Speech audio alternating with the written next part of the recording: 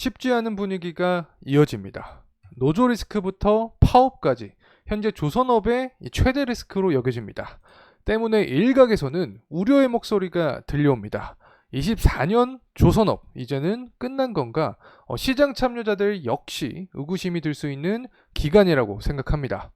그래서 제가 이 현대에서 시작한 부분 파업, 과연 삼성중공업에게는 미칠 수 있는지, 조선업 전반적인 리스크로 작용이 될 수 있는지, 담당자는 도대체 어떠한 생각을 갖고 있는지 알아봤습니다. 금일의 이러한 약세 분위기의 비밀까지 영상을 통해서 하나하나 파헤쳐 보겠습니다. 우선은 현대 계열사에서 시작한 부분 파업에 대한 이야기입니다. 함께 보시죠. 제가 어떻게 질문을 했냐? 현재 이 부분 파업에 대한 이야기가 나오고 있는 상황인데, 이 담당자님께서는 이 파업 문제에 대해서 어떻게 생각하시냐라고 의견을 좀 물어봤습니다.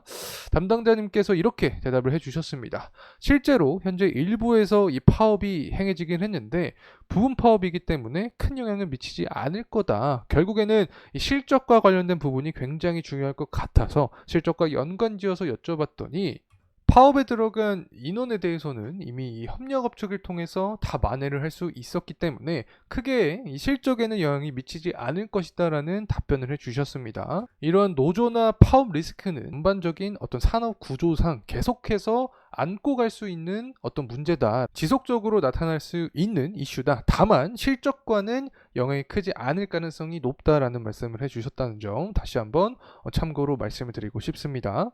자, 그리고 다음은 이제 삼성중공업 측입니다. 해당 내용을 함께 보게 되면 현대 쪽과는 조금 다른 양상을 보인다라고 좀 구별점을 주셨습니다. 현대 쪽 같은 경우에는 파업 때문에 부분적으로 조업이 안 될 것 같다라는 이야기가 현재 나와주고 있는데, 삼성중공업에게는 딱히 해당 사항이 없다라는 말씀을 해주셨습니다.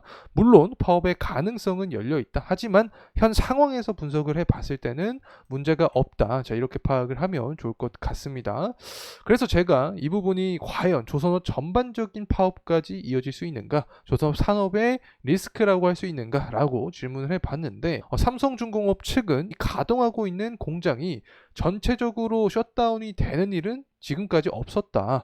경쟁사에서 발생을 했다고 한들 삼성중공업이나 산업 전반적인 리스크라고 하기에는 오류가 존재한다라고 말씀을 해주셨습니다.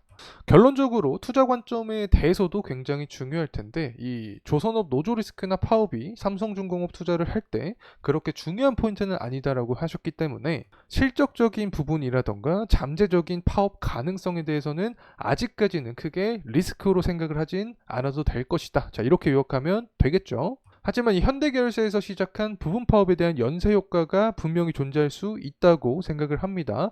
어쨌든 조선업 산업에서 직접적으로 일하는 사람들에 대한 처우 개선이 좀 돼야지 국가기관 산업인 조선업 역시 계속해서 성장할 수 있다라고 생각을 하고 있습니다. 이 노조 리스크라던가 파업에 대한 문제 빠르게 해결되면 좋겠다는 말씀 드리고 싶습니다. 자, 이제는 금일 시장의 어떤 무관심, 제한폭에 대한 이유를 좀 설명을 드리고자 합니다. 환율이 현재 동향을 파악을 해보면 약세에 대한 분위기가 지속이 되고 있습니다. 사실 고환율에 대한 최대 수혜주가 여러 존재를 하죠. 조선부터 방산 혹은 반도체 같은 수출 관련된 종목들이 환율 강세에 대한 모멘텀을 받을 수 있는 종목들인데, 현재 약세에 대한 분위기가 유지가 되면서 환율이 한 1320원의 가격대까지 하락한 모습이 나타나주고 있습니다. 분명히 환 해지를 하고 있기 때문에 크게 영향이 없다라는 분들도 존재를 한다고 생각을 합니다. 하지만 시장은 심리적인 부분이 크게 작용을 할 수밖에 없고, 이러한 심리적인 부분은 현재 환율 자체가 하락을 하고 있기 때문에 어느 정도 시장의 관심도가 떨어졌다라고 해석을 할 수 있을 것 같습니다. 최근 들어서 제가 이런 환율의 동향을 파악을 해봤을 때 지지율과도 변동성이 있다라고 말씀을 드리고 있습니다. 지난주까지만 하더라도 트럼프의 지지율이 올라갔죠. 제3후보인 케네디 후보가 사퇴를 하고 트럼프 쪽으로 붙을 수 있다라는 이야기와 함께 트럼프의 지지율이 올라갔다라고 말씀을 드릴 수 있습니다. 자, 이러한 분위기에 맞춰서 환율 역시 상승에 대한 모습이 나타났다라고 설명을 드릴 수 있는데, 100%는 아닙니다. 최근의 트렌드, 어떤 동향을 파악을 해봤을 때 트럼프 지지율 올라갔을 때 달러 강세 분위기도 어느 정도 조성이 되었다라는 말씀을 드리고 싶습니다. 결론적으로 이 조선업으로 봤을 때 트럼프나 해리스의 지지율 싸움에서 어떤 테마성 요인이 형성이 될 수 있다라고 생각을 하고 있는데, 트럼프 지지율이 올라간다라고 하면은 이 중국에 대한 관세 이유로 인해서 조선업이 반사이익을 얻을 수 있다라는 관점과 또 다른 관점은 LNG 규제를 철폐한다라는 내용으로 조선업 테마가 형성이 될 가능성이 있다라고 생각을 하고 있습니다.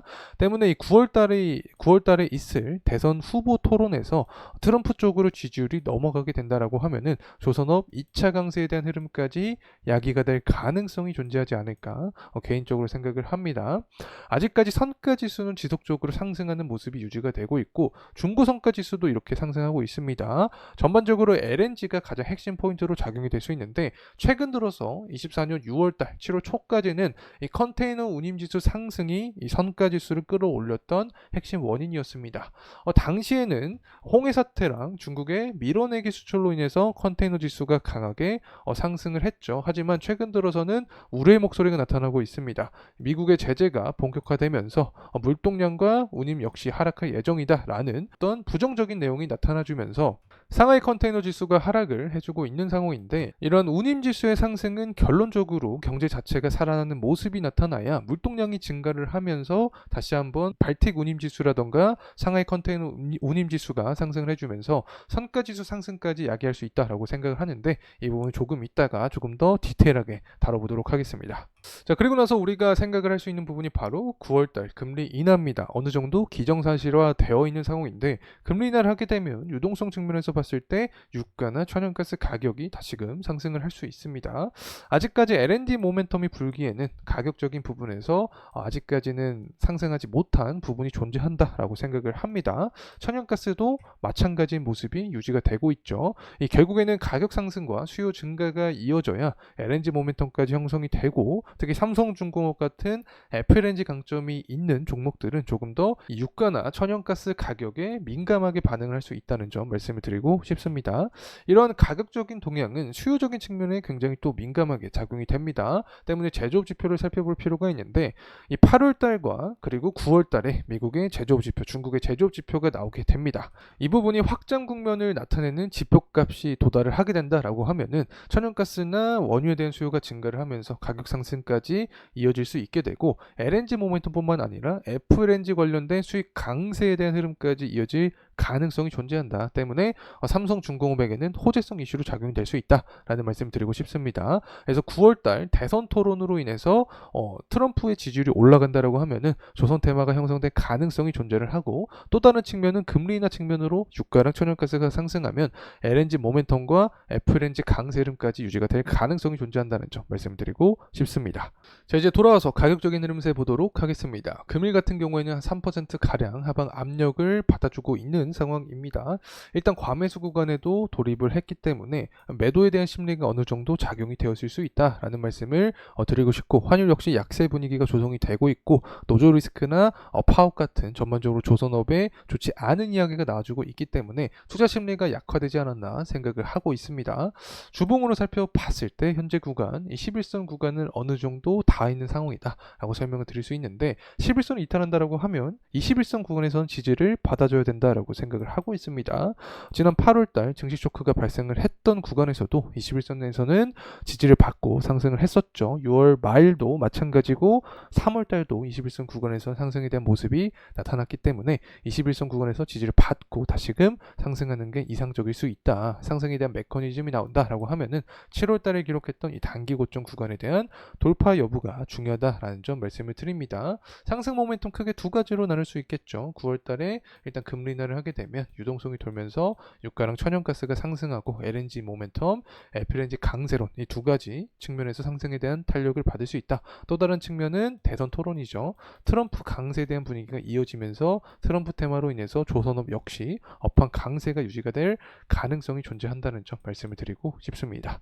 자, 이상으로 삼성중공업에 대한 영상 마무리하도록 하겠습니다. 감사합니다.